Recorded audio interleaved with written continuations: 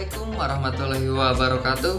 Kembali lagi bersama saya Sani Saifuddin. Dalam pembahasan kali ini saya akan menjelaskan tentang materialitas dan resiko. Materialitas yaitu besarnya nilai yang dihilangkan atau salah saji informasi akuntansi yang dilihat dari keadaan yang melingkupinya dapat mengakibatkan perubahan atas atau pengaruh terhadap pertimbangan orang yang meletakkan kepercayaan terhadap informasi tersebut karena adanya penghilangan atau salah saji itu. Definisi tersebut mengharuskan auditor untuk mempertimbangkan yang pertama, keadaan yang berkaitan dengan entitas. Yang kedua, kebutuhan informasi pihak yang akan meletakkan kepercayaan atas laporan keuangan keauditan. Mengapa konsep materialitas penting dalam audit laporan keuangan? Karena audit tidak bisa memberikan jaminan bagi siapapun bahwa laporan keuangan auditan adalah akurat.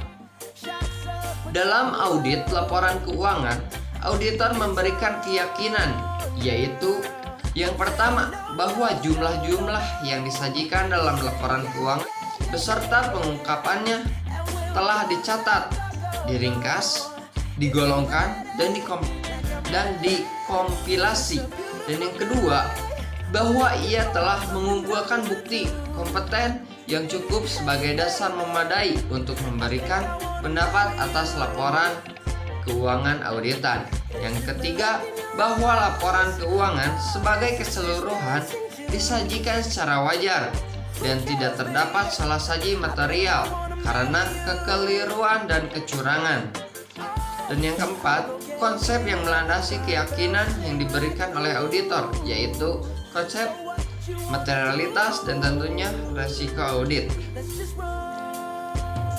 Dalam materialitas ada pertimbangan, yaitu pertimbangan kuantitatif, hubungan salah saji dengan jumlah kunci tertentu dalam laporan seperti laba bersih, sebelum pajak dalam laporan keuangan, terus total aktiva dalam neraca, selanjutnya total aktiva lancar dalam neraca, dan total ekuitas pemegang saham dalam neraca.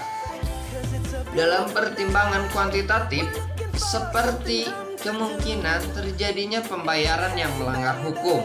Yang kedua, kemungkinan terjadinya kecurangan. Yang ketiga, syarat yang tercantum perjanjian kredit dari bank. Yang keempat, adanya gangguan dalam tren laba. Dan yang kelima, sikap manajemen terhadap integritas laporan keuangan. Selanjutnya, tingkatan materialitas. Yang pertama, materialitas pada tingkat laporan keuangan. Laporan keuangan mengandung salah saji material jika laporan tersebut berisi kekeliruan atau kecurangan yang dampaknya secara individual atau secara gabungan sedemikian signifikan sehingga mencegah penyajian secara wajar laporan keuangan tersebut sesuai prinsip akuntansi berterima umum. Dan yang kedua, materialitas pada tingkat saldo akun. Salah saji minimum yang mungkin terdapat dalam saldo akun yang dipandang sebagai salah saji material. Konsep materialitas pada tingkat saldo akan sama dengan dikurangi saldo akun material, besarnya saldo akun yang tercatat. Selanjutnya, bagaimana cara menetapkan materialitas? Yang pertama, auditor menggunakan materialitas dalam perencanaan audit. Yang kedua, pada saat mengevaluasi bukti audit dalam pelaksanaan audit.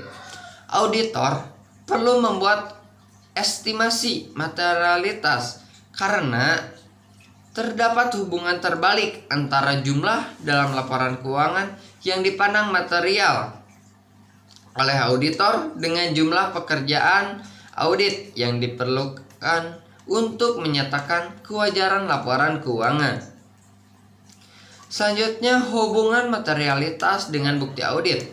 Materialitas merupakan satu di antara sajian faktor yang mempengaruhi pertimbangan auditor tentang kecakupan kuantitas bukti audit. Semakin rendah tingkat materialitas, semakin besar jumlah bukti audit yang diperlukan. Dan resiko audit adalah resiko yang terjadi dalam hal auditor tanpa disadari, tidak memodifikasi pendapatnya sebagaimana mestinya atas suatu laporan keuangan yang mengandung salah saji material. Selanjutnya ada resiko audit. Yang pertama ada resiko bawaan, yaitu kerentanan suatu saldo akun atau golongan transaksi terhadap suatu salah saji material dengan asumsi bahwa tidak terdapat kebijakan dan prosedur pengendalian intern yang terkait.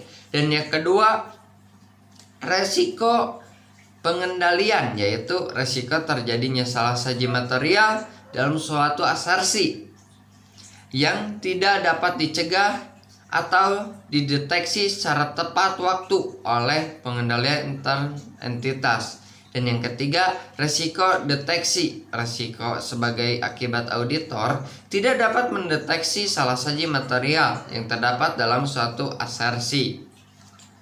Selanjutnya, hubungan antara materialitas, resiko audit, dan bukti audit.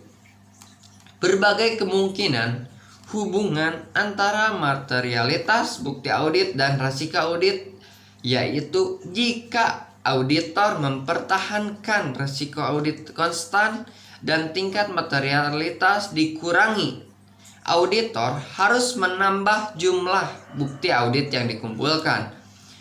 Dan jika auditor mempertahankan tingkat materialitas konstan dan mengurangi jumlah bukti audit yang dikumpulkan, resiko audit menjadi meningkat.